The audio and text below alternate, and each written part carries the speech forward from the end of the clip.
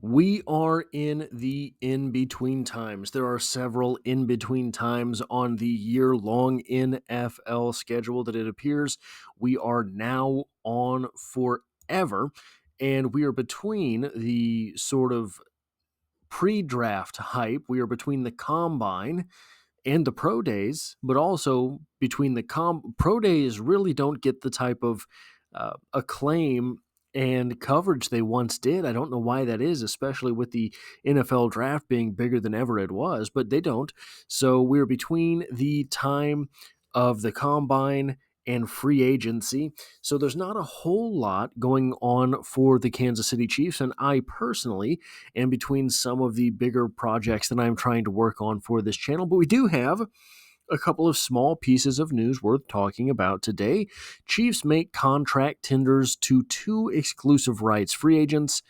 Punter Matt Araiza and offensive lineman Mike Caliendo will both be back with Kansas City in 2025 from Arrowhead Pride by John Dixon. Exclusive rights, though, so I think, ERFAs and UFAs and all of the different types of free agencies are confusing to me.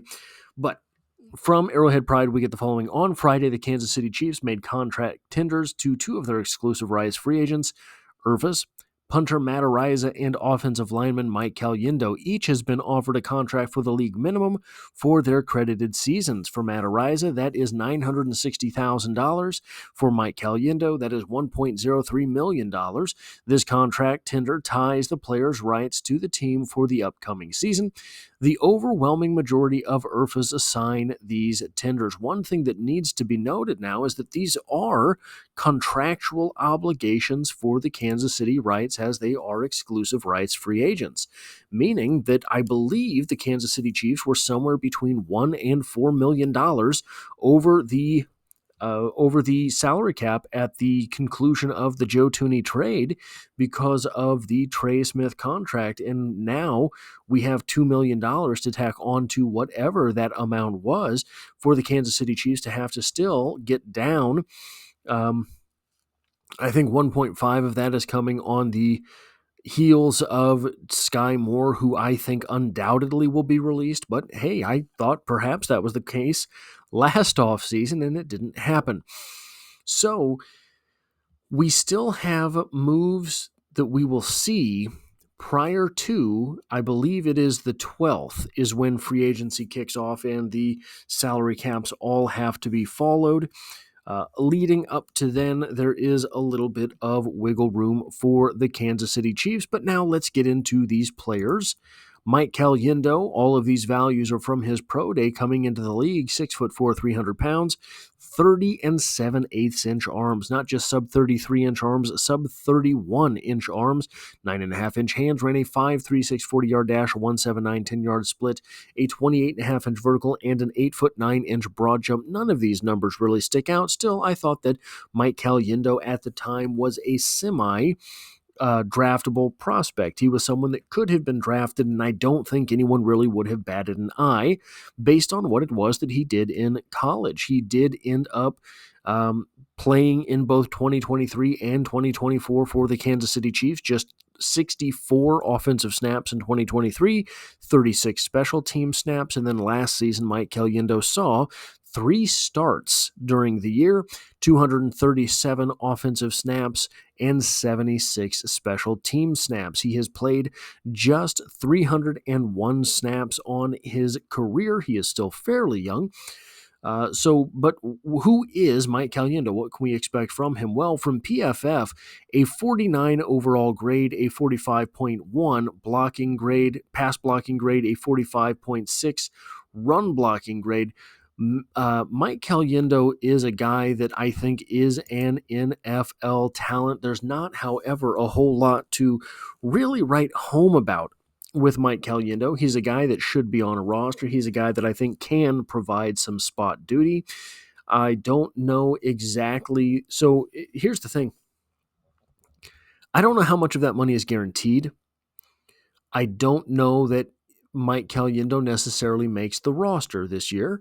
I know that he started several games towards the end of last season. I know that he was on the field in the Super Bowl, but maybe that is more reason not to, right? So with Mike Caliendo, you're looking at a guy who plays guard and who offers upside at center. I don't know that you have a space there with his ceiling, because Hunter Nourzad, I think, has a very high ceiling. Kingsley Suamataia and Wanye Morris both have upsides at guard. You have Hunter Nourzad, by the way, can play guard or center. Then you have CJ Hansen, who I think is a guard with upside at tackle, the way that Joe Thuney had. And then you have Ethan Driscoll as well. And then McCade Mettauer, a guy that was really forgotten about last season as he was injured before the year, but the Kansas City Chiefs never cut him. The Kansas City Chiefs never came to an injury settlement with him, which means that in his short time in training camp prior to his injury, they must have seen something that made them believe he could have a future in the NFL, that he is a guy that could actually. So they have him, I believe, UDFA contracts are normally 3 years. By not cutting him, by not waiving him, by not saying, hey, we're going to come to an injury settlement with you, what they have done is retained the last 2 years of that contract. So I don't know where Mike Caliendo fits in. Maybe he's still one of the best offensive guards on the team. I don't know that I necessarily see that. I don't know that I project that going forward. So especially with bringing Trey Smith back, the Chiefs have one starter figured out for sure. I think probably it is Kingsley Suamataia at that second spot. So in the backup roles, you have guys on rookie contracts that are going to be cheaper than Mike Caliendo, and I believe will have higher upside and may even be better now than Mike Caliendo. So while I don't fault the Chiefs for making this move, I don't know where it goes moving forward, right? So I think offensive linemen are always tradable for something. You're not going to get immediate results. You didn't get immediate results with Joe Thuney. You got next year's fourth for Joe Thuney. But I do think that if an offensive lineman does prove that he belongs on the field, there is a tradability to him because the positions are so important, even if that guy is ultimately going to be a backup for a team. Trading him for a 2028 seventh-round pick might be something we see Brett Veach, BD Veach, clawing out of another NFL franchise. The next player, Matt Araiza. 6'1", 200 pounds, another sub 33-inch arm guy, another sub 31-inch arm guy with a 4.68 40-yard dash, 32-inch vertical, 10'1" broad jump. There were rumors about Araiza prior to the draft that he was going to put up big numbers in the bench press. I don't think that ever actually happened. But from NBC Sports, Araiza's tender is worth $960,000 for next season. In his first season with the Chiefs, Araiza averaged 48.8 yards on 62 punts with a net average of 41.5 yards.